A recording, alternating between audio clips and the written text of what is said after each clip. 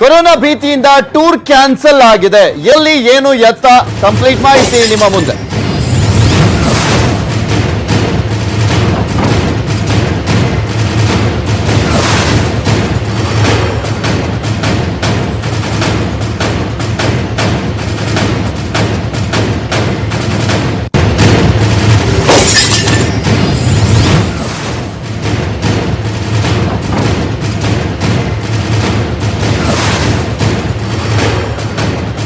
Corona ಭೀತಿಯಿಂದ tour cancel ಮಾಡಲಾಗಿದೆ. 40,000ಕ್ಕೂ ಅಧಿಕ ಮಂದಿ ಟೂರ್ ಅನ್ನ ಕ್ಯಾನ್ಸಲ್ ಮಾಡಿದ್ದಾರೆ. ಕೊರೋನಾ ಭೀತಿಯಿಂದ ಟೂರ್ ಗಳನ್ನ ಕ್ಯಾನ್ಸಲ್ ಮಾಡಲಾಗ್ತಾ ಇದೆ. ವಿದೇಶ ಪ್ರವಾಸದ ಟೂರ್ ಗಳನ್ನ ಹಾಕೊಂಡಿದ್ರು, ಪ್ಯಾಕೇಜ್ ಮೇಲೆ ಟೂರ್ ಗಳನ್ನ ಮಾಡ್ಕೊಂಡಿದ್ರು, ಎಲ್ಲವನ್ನೂ ಕೂಡ ಕ್ಯಾನ್ಸಲ್ ಮಾಡಲಾಗ್ತಾ ಇದೆ.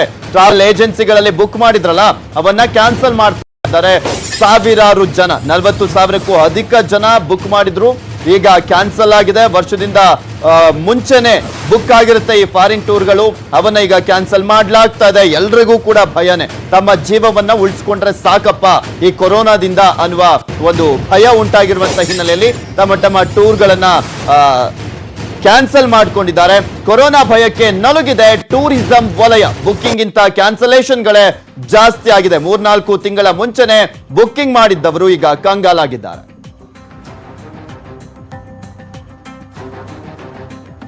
ಇಲ್ಲಿ ಮೇನ್ ಆಗಿ ಪ್ರವಾಸೋದ್ಯಮಕ್ಕೆ ಸಾಕಷ್ಟು ಸೆಳೆಯುವಂತ ರಾಷ್ಟ್ರಗಳು ಅಂದ್ರೆ Switzerland, Malaysia, Singapore, Thailand, Sri Lanka, Australia, Dubai, ಇವೆಲ್ಲವೂ ಕೂಡ ಭಾರತದ ಪ್ರವಾಸಿಗರು ಅಲ್ಲಿಗೆ ಜಾಸ್ತಿ ಹೋಗ್ತಾರೆ.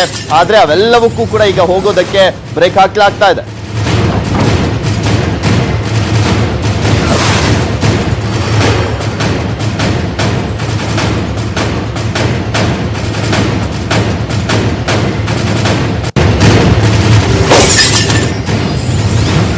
ವಿದೇಶ ಇರಲಿ, ಅದನ್ನ ಸೈಡ್ಗೆ ಇಟ್ಬಿಡೋಣ.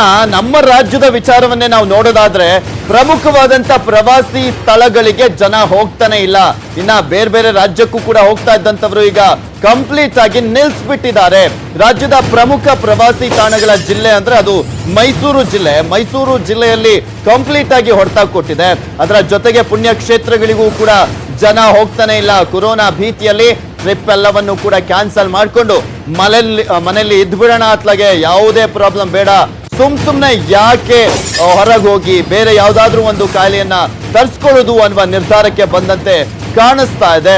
ಜನರೆಲ್ಲರೂ ಕೂಡ ಅದೇ ರೀತಿಯಾಗಿ ಈಗ ಇರುವಂತ ವಾತಾವರಣ ವಾಸ್ತವದ ಸ್ಥಿತಿ.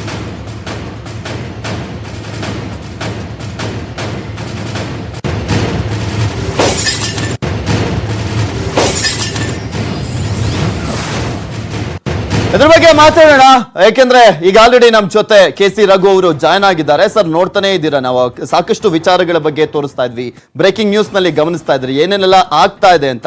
ನಿಮ್ಮ ಫಸ್ಟ್ ರಿಯಾಕ್ಷನ್ ಏನಿದಕ್ಕೆಲ್ಲ? ನಮಗೆ ದೇವರ ಭಕ್ತಿ ಎಷ್ಟೇ ಇದ್ರೂ ಕೂಡ ಈ ದೇವಸ್ಥಾನಗಳು ಮತ್ತು ಧಾರ್ಮಿಕ ಕ್ಷೇತ್ರಗಳಲ್ಲಿ ಹೆಚ್ಚು ಜನಜಂಗುಳಿ ಇರತಕ್ಕಂಥದ್ದು. 1918-19 ಸ್ಪ್ಯಾನಿಷ್ ಫ್ಲೂ ಅಂತ ಏನು ಬಂತು, ಆ ಸಂದರ್ಭದಲ್ಲಿ ಭಾರತದಲ್ಲಿ 2 ಕೋಟಿ ಜನ ಸಾವನ್ನಪ್ಪಿದ್ರು. ಆ ಸಂದರ್ಭದಲ್ಲಿ ಸುಮಾರು 35 ಕೋಟಿ ಭಾರತದ ಜನಸಂಖ್ಯೆ ಇತ್ತು. ಅದರಲ್ಲಿ 2 ಕೋಟಿ ಜನ ಸಾವನ್ನಪ್ಪಿದ್ರು. ಆಗ ಸ್ಪ್ಯಾನಿಷ್ ಫ್ಲೂಗೆ ಒಟ್ಟು ಜಗತ್ತಿನಲ್ಲಿ ಸುಮಾರು 20 ಕೋಟಿ ಅಂತ ಹೇಳುವಂಥದ್ದು ಜನ ಸತ್ತಿದ್ದು. ಅದಕ್ಕೆ ಮೂಲ ಕಾರಣ 2. ಒಂದು, ಚರ್ಚು, ಮಸೀದಿ ಮತ್ತು ದೇವಾಲಯಗಳಲ್ಲಿ ಜನ ಹೆಚ್ಚು ಸೇರಿ ಅಲ್ಲಿಂದ ಎಲ್ಲ ಕಡೆ ಹರಡಿಕೊಳ್ತು. ಎರಡನೆಯದು, ಸೈನಿಕರು, ಮೊದಲನೇ ಮಹಾಯುದ್ಧ, ಸೈನಿಕರು ಒಂದು ಕಡೆಯಿಂದ ಒಂದು ಕಡೆ ಹೋಗಬೇಕಾಯ್ತು ಹೋರಾಟಕ್ಕೆ. ಆ ಸಂದರ್ಭದಲ್ಲಿ ಡಿಸೀಸ್ ಕೂಡ ಗ್ಲೋಬಲೈಸ್ ಆಯಿತು. ಸೊ ಈ ಕಾರಣದಿಂದ ನೋಡಿದರೆ ಈ ಸಂದರ್ಭದಲ್ಲಿ ಎಷ್ಟೇ ಭಕ್ತಿ ಇದ್ರೂ ಕೂಡ ನಮ್ಮ ಸಂಸ್ಕೃತದಲ್ಲಿ ಒಂದು ಇದಿದೆ, ಭಕ್ತಿ ಎಂದರೇನು ಅಂದರೆ ಭಕ್ತಿರ್ನಾಮ ಜ್ಞಾನನಿಷ್ಠಾ ಕ್ರಿಯಾ ಅಂತ ಹೇಳ್ತಕ್ಕಂಥದ್ದು. ಅಂದರೆ ಭಕ್ತಿ ಎಂದರೆ ಜ್ಞಾನದ ಬೆಳಕಿನಲ್ಲಿ ಮಾಡುವ ಕೆಲಸ ಅಂತ. ಅಂದರೆ ಏನು ನಾಲೆಡ್ಜ್ ಇಟ್ಕೊಂಡು ಕಾರ್ಯಕಾರಣ ಸಂಬಂಧ ಜ್ಞಾನದಲ್ಲ ಬೆಳಕಿನಲ್ಲಿ ಮಾಡುವ ಕೆಲಸ ಅಂತ ಹೇಳ್ತಕ್ಕಂಥದ್ದು.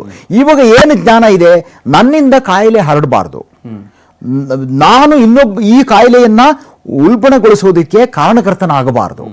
ಹಾಗಾಗಿ ನಾನು ಸೋಷಿಯಲ್ ಡಿಸ್ಟೆನ್ಸಿಂಗ್ ಅಂತ ಹೇಳೋದು ಇವತ್ತು ಮೊದಲ ಪ್ರಯಾರಿಟಿ ಏನು ಅಂತ ಹೇಳಿದ್ರೆ, ಕಾಯಿಲೆಗೆ ಔಷಧಿ ಇಲ್ಲ, ಕಾಯಿಲೆಗೆ ಲಸಿಕೆ ಇಲ್ಲ, ಆದರೆ ಅದನ್ನ ಅಲ್ಲಲ್ಲೇ ತಡೆಗಟ್ಟೋದಕ್ಕೆ ಮೊದಲ ಮೇಜರ್ ಈಗೆಲ್ಲ ಯಾಕೆ ನಿನ್ನೆ ಶಾಲೆಗಳನ್ನು ಬಂದ್ ಮಾಡಿದ್ದು ಇದೆಲ್ಲ ಮಾಡಿದ್ದು ಅಂದ್ರೆ ಜನಜಂಗುಳಿ ಹೆಚ್ಚು ಇಲ್ಲದೆ ದೂರ ಇರ್ತಕ್ಕಂಥದ್ದು, ದೂರವನ್ನು ಮೇಂಟೈನ್ ಮಾಡಿ. ಎಷ್ಟು ದೂರವನ್ನು ನಾವು ಇವತ್ತು ಹತ್ರ ಇದ್ದಷ್ಟು ಒಳ್ಳೆಯದು. ಆದರೆ ಈ ಸಂದರ್ಭದಲ್ಲಿ ಕಾಯಿಲೆ ಇರುವ ಸಂದರ್ಭದಲ್ಲಿ 6 ಅಡಿ ದೂರ ಇರಬೇಕು ಅಂತ 6 ಅಡಿ ವ್ಯಕ್ತಿಯಿಂದ ವ್ಯಕ್ತಿಗೆ.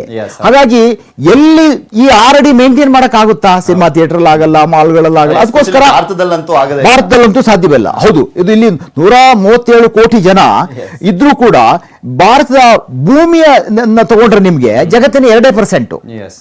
ಸೊ ಲ್ಯಾಂಡ್ ಮಾಸು, ಬಟ್ ಅವರು 16% ನಾವು ಪಾಪ್ಯುಲೇಷನ್ ಇದ್ದೀವಿ.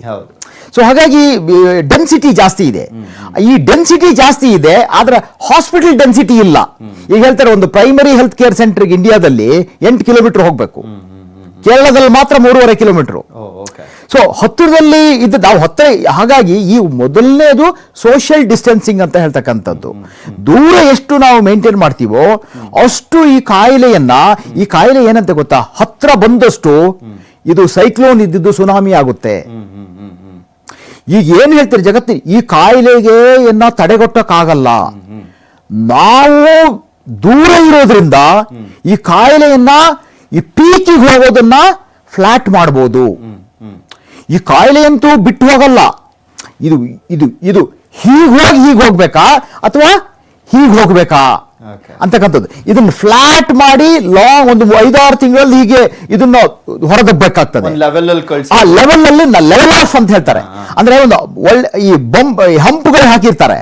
ಹಂಪು ಎತ್ತರ ಇದ್ರೆ ವೆಹಿಕಲ್ಗೂ ಎಫೆಕ್ಟ್, ನಮಗೂ ಎಫೆಕ್ಟ್. ಆ ಹಂಪು ಸ್ವಲ್ಪ ಈ ತರ ಇದ್ದಾಗ ಈ ಕಾಯಿಲೆ ನಿಧಾನವಾಗಿ ನಾವು ಇದನ್ನ ದಾಟಿಸಬೇಕಾಗಿದೆ. ಇದಕ್ಕೆ ಮುಖ್ಯ ಕಾರಣ ಸೋಷಿಯಲ್ ಡಿಸ್ಟೆನ್ಸಿಂಗ್. ಸೋಷಿಯಲ್ ಡಿಸ್ಟೆನ್ಸಿಂಗ್ ಅಂದ್ರೆ ದೂರ ಇರ್ತಕ್ಕಂಥದ್ದು, ಒಬ್ಬರಿಂದ ಒಬ್ಬರಿಗೆ ಕಾಯಿಲೆ ಹರಡದೇ ಇರತಕ್ಕಂಥ ದೃಷ್ಟಿಯಲ್ಲಿ ಈ ಡಿಸ್ಟೆನ್ಸ್ ಮಾಡ್ತಕ್ಕಂಥದ್ದು. ಎರಡನೆಯದು ಸೆಲ್ಫ್ ಕ್ವಾರಂಟೈನ್. ವೈಯಕ್ತಿಕವಾಗಿ ನನಗೆ ಕೆಮ್ಮಿತ್ತು, ಉಬ್ಬಿಸಾಯ್ತು, ನಾನು ನನ್ನ ಮನೆಯಲ್ಲೇ ಇರ್ತಕ್ಕಂಥದ್ದು. ಮನೆಯಲ್ಲಿ ಯಾರು ಇರ್ಬೋದು ಧೈರ್ಯವಾಗಿ, ಯಾರು ಫಾರಿನರ್ಸ್ ಜೊತೆ ಕಾಂಟ್ಯಾಕ್ಟ್ ಇಲ್ಲದೆ. ಈಗ ಯಾವುದೋ ಕೊರೋನಾ ವೈರಸ್ ಅಲ್ಲಿ ಅಂದ್ರೆ ನಿಮ್ಗೆ ಇಟಲಿಗೆ ಬಂದವರು, ಚೈನಾದಿಂದ ಬಂದವರು, ಫಾರಿನ್ಗೆ ಹೋದವರು, ದುಬೈಗೆ ಹೋದವರು, ಮೆಕ್ಕಾಕ್ ಹೋದವರು, ಯಾರು ನನಗೆ ಪ್ರಕರಣಗಳು ಪತ್ತೆ ಆಗಿರೋದು ಹೆಂಗೆ ಸರ್? ಒಂದು ಫ್ಯಾಮಿಲಿ ಈಗ ಬೆಂಗಳೂರಲ್ಲೇ ನಾವು ತಕೊಂಡ್ರೆ ಒಬ್ಬ ಟೆಕ್ಕಿಗೆ ಬಂದಿತ್ತು, ಅವ್ರ ಹೆಂಡತಿ ಅವ್ರ ಮಗಳಿಗೆ ಬಂತು. ಈಗ ಮತ್ತೊಂದು ಪ್ರಕರಣ, ಈಗ ಗ್ರೀಸ್ ಇಂದ ಒಬ್ಬ ಟೆಕ್ಕಿ ಬಂದಿದ್ದ, ಅಂದ್ರೆ ಮುಂಬೈ ಮೂಲದ ವ್ಯಕ್ತಿ. ಅವನಿಗೆ ಬಂದಿರೋದ್ರ ಜೊತೆಗೆ ಅವನ ಹೆಂಡತಿಗೂ ಬಂದಿದೆ. ಸೊ ಹಿಂಗೆ ಹರಡ್ಕೊಳ್ತಾ ಇದೆ ಕುಟುಂಬದಿಂದ. ಕರೆಕ್ಟ್. ಇದು ಹೆಂಗಂದ್ರೆ ಕ್ಲಸ್ಟರ್, ಇದು ಹೀಗಿರ್ತದೆ. ಅದು ಅದಕ್ಕೆ ವೈರಸ್ಗೂ ಕೂಡ ಬಹಳ ಬೇಗ ಹಬ್ಬಿಕೊಳ್ಬೇಕಾಗಿದೆ. ಅದನ್ನ ನಾವು ಯಾರಿಗೆ ಸೋಂಕಿದೆಯೋ ಅವನಿಗೆ ಅಲ್ಲಿ ಸರಿಯಾಗಿ ಚಿಕಿತ್ಸೆ ಕೊಟ್ಟು ಅವನ ವೈರಾಣುವಿನ ಮುಕ್ತನಾಗಿ ಮಾಡ್ತಕ್ಕಂಥದ್ದು ಇದು ಬಹಳ ಮುಖ್ಯ. ಆದ್ರೆ ಓವರ್ ಆಲ್ ಜಾಗತಿಕ ಮಟ್ಟದಲ್ಲಿ ಈಗ ಎಲ್ಲರೂ ಏನ್ ಹೇಳ್ತಿದ್ದಾರೆ, ಇದು ನಾವು ಸರ್ ಮಾತಾಡೋಣ ಅದ್ರ ಬಗ್ಗೆ. ಕಲಬುರಗಿಯಿಂದ ಟ್ರಾವೆಲ್ ಏಜೆನ್ಸಿ ಮಾಲೀಕರೊಬ್ರು ನಮ್ ಜೊತೆ ದೂರವಾಣಿ ಸಂಪರ್ಕದಲ್ಲಿದ್ದಾರೆ. ನಮಸ್ಕಾರ ಸರ್. ಸರ್ ನನ್ನ ಧ್ವನಿ ಕೇಳಿಸ್ತಾ ಇದೆಯಾ? ಈ ಕೊರೋನಾ ವೈರಸ್ ಎಫೆಕ್ಟ್ ಯಾವ ರೀತಿಯಾಗಿ ತಟ್ಬಿಟ್ಟಿದೆ ಈ ಒಂದು ಪ್ರವಾಸೋದ್ಯಮಕ್ಕೆ? ಸರ್, ಟ್ರಾವೆಲ್ ಇಂಡಸ್ಟ್ರಿಗೆ ತುಂಬಾ ಹೊತ್ತಾಗಿದೆ ಸರ್ ಈ ಕೊರೋನಾ ವೈರಸ್ ಇಂದ. ಬಿಕಾಸ್ ಏನಾಗುತ್ತೆ ಅಂದ್ರೆ ಈ ಏಪ್ರಿಲ್, ಮೇ ಮತ್ತೆ ಜೂನ್ ಅಲ್ಲಿ ಸುಮಾರು ಯುರೋಪ್ ಬುಕಿಂಗ್ಸ್ ಎಲ್ಲ ಆಗ್ತಾ ಇತ್ತು. ಸೊ ಮೇನ್ ಅಂದ್ರೆ ಇವಾಗ ಇದು ಇಟಾಲಿಯಲ್ಲಿ ಏನಾಯ್ತಲ್ಲ ಕೊರೋನಾ ವೈರಸ್ ಇಂದ. ಸೊ ಹಂಗಾಗಿ ಈ ಸತಿ ಏನು ಬಿಸ್ನೆಸ್ ಇಲ್ಲ ಸರ್. ಟೂರಿಸಂ ಇಂಡಸ್ಟ್ರಿಗೆ ತುಂಬಾನೇ ಹೊಡ್ತಾ ಬಿದ್ದಿದೆ. ಮೊನ್ನೆ ಒಂದು ಪೇಪರ್ ಓದ್ತಾ ಇದ್ದೆ, ಸುಮಾರು ಅರೌಂಡ್ ಒಂದು $3,000 trillion ಟೂರಿಸಂ ಇಂಡಸ್ಟ್ರಿಗೆ ಎಫೆಕ್ಟ್ ಆಗಿರುತ್ತೆ. ಓಕೆ. ನಿಮ್ಮಲ್ಲಿ ಎಲ್ಲಿಗೆ ಜಾಸ್ತಿ ಬುಕ್ ಆಗ್ತಾ ಇದ್ದಿದ್ದಂಥದ್ದು? ವಿದೇಶಕ್ಕೆ ಯಾವ ದೇಶಕ್ಕೆ?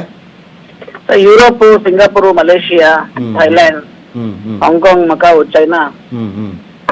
ಅಲ್ಲೇ ಇರೋದು ಜಾಸ್ತಿ ಸೋಂಕು.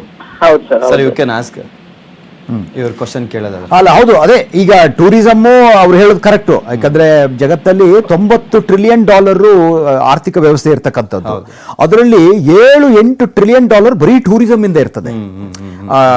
ಸೊ ಅದರಲ್ಲೂ ನಮ್ಮ ಗೋವಾ ಅಥವಾ ಪಾಂಡಿಚೇರಿ ಈ ತರ ಏನು ಮುಖ್ಯವಾದ ಭಾರತದ ಒಳಗಡೆ ನೋಡಿ, ನಮಗೆ ತಾಜ್ ಮಹಲ್ ಇರ್ಬೋದು, ಇಂತಹ ಕ್ಷೇತ್ರಗಳಿಗೆ. ಆಮೇಲೆ ಧಾರ್ಮಿಕ ಇದು ರಿಲಿಜಿಯಸ್ ಪಿಲ್ಗ್ರಿಮೇಜ್, ಅದು ಇಂಥ ರಜೆಗಳು ಬಂದಾಗ ಕಾಶಿ ಬೇರೆ ಬೇರೆ ಬೇಸಿಗೆ ಕ್ಷೇತ್ರಗಳು time, ಹೋಗ್ತಕ್ಕಂಥದ್ದು, ರಜದ time. ರಿಲಿಜಿಯಸ್ ಟೂರಿಸಮ್ ಇಂಡಿಯಾದಲ್ಲಿ ಬಹಳ ಜಾಸ್ತಿ. ಸೊ ಅದವ್ರು ಹೇಳೋದು ಕರೆಕ್ಟ್. ಆದ್ರೆ ಟೂರಿಸಂ ಎಫೆಕ್ಟ್ ಆದ್ರೆ ಬರೀ ಟ್ರಾವೆಲ್ ಏಜೆಂಟ್ ಅಲ್ಲ, ಹೋಟೆಲ್ ಉದ್ಯಮ, ಬಸ್ಸು, ಹೌದು. Car service, Chain link. Aeroplane ಎಲ್ಲ ಚೈನ್ ಲಿಂಕ್ ಆಗುತ್ತೆ. ಟೂರ್ ಟ್ರಾವೆಲ್ ಮೊಬಿಲಿಟಿ ನಿಂತು ಹೋಗ್ತದೆ Yes. ಯಾವಾಗ. ಅದು ಅವರು ಹೇಳೋದು ಕರೆಕ್ಟ್. ಆದ್ರೆ ಅವ್ರಿಗೆ ನನ್ನಂದಾಜು ಈ ರೀತಿಯಾಗಿ ಇದಾದಾಗ ಕ್ಯಾನ್ಸಲ್ ಆಗಿ ಇದಾದ ಏನಾದ್ರೂ ಸಮಸ್ಯೆ ಆಗ್ತಾ ಇದೆಯಾ ಈ ತರ ಅದನ್ನೊಂದು ರೀಫಂಡ್ ರೀಫಂಡ್ ವಿಚಾರದಲ್ಲಿ ಏನಾಗ್ತದೆ? ರೀಫಂಡ್ ಮಾಡ್ತಾ ಇದ್ದೀರಾ ಅಥವಾ ಅದನ್ನ ಮಾಡ್ಲಿಕ್ಕೆ ಬರೋದಿಲ್ವಾ? ಯಾಕಂದ್ರೆ ಟಿಕೆಟ್ ಬುಕ್ ಆಗ್ಬಿಟ್ಟಿರುತ್ತೆ. ರಿಫಂಡ್ ಹೆಂಗಂದ್ರೆ, ಫಾರ್ ಎಕ್ಸಾಂಪಲ್ ಇವಾಗ ಇಟಾಲಿ ಇದೆ, ಚೈನಾ ಇದೆ, Yes. ಹಾಂಗ್ಕಾಂಗ್ ಇದೆ. ಸೊ ಅಲ್ಲೆಲ್ಲ ಕಂಪ್ಲೀಟ್ ಆಗಿ ಏರ್ಪೋರ್ಟ್ ಶಟ್ ಡೌನ್ ಇದೆ. ಹೌದು ಹೌದು. ಸೊ ಆ ತರ ಜಾಗದಲ್ಲಿ ರಿಫಂಡ್ ಬರುತ್ತೆ. ಸೊ ಇವಾಗ ಲೈಕ್ ಸಿಂಗಾಪುರ್ ಇದೆ, ಮಲೇಷಿಯಾ ಇದೆ, ಥೈಲ್ಯಾಂಡ್ ಇದೆ, ಅದೆಲ್ಲ ಫ್ಲೈಟ್ಸ್ ಆಪರೇಟ್ ಆಗ್ತಾ ಇದೆ. Yes, ಅಲ್ಲಿ ಹೌದು. ರಿಫಂಡ್ ಬರೋದಿಲ್ಲ. Okay okay okay. ಇವಾಗ ಯಾವ ಕಂಟ್ರಿ ಫ್ಲೈಟ್ಸ್ ಶಟ್ ಡೌನ್ ಆಗಿದೆ ಆಲ್ರೆಡಿ, ಅದು ರಿಫಂಡ್ ಬರುತ್ತೆ. ಅದ್ರಲ್ಲಿ ಏನ್ ಪ್ರಾಬ್ಲಮ್ ಇಲ್ಲ. ಅಂತೂ ಸರಿಯಾಗಿ ಹೊಡ್ತಾ ಅಂತೂ ಬಿದ್ದಿದೆ ಪ್ರವಾಸಿ ಅದ್ರಲ್ಲಂತೂ ಡೌಟ್ ಇಲ್ಲ sir. Okay okay, thank you sir, thank you so much news 18 ಜೊತೆ ಮಾತನಾಡಿದ್ದಕ್ಕೆ. ಮತ್ತಷ್ಟು ಚರ್ಚೆ ವಿಶ್ಲೇಷಣೆಯನ್ನ ಮಾಡ್ತಾ ಹೋಗೋಣ. ಆದ್ರೆ ಅದಕ್ಕೂ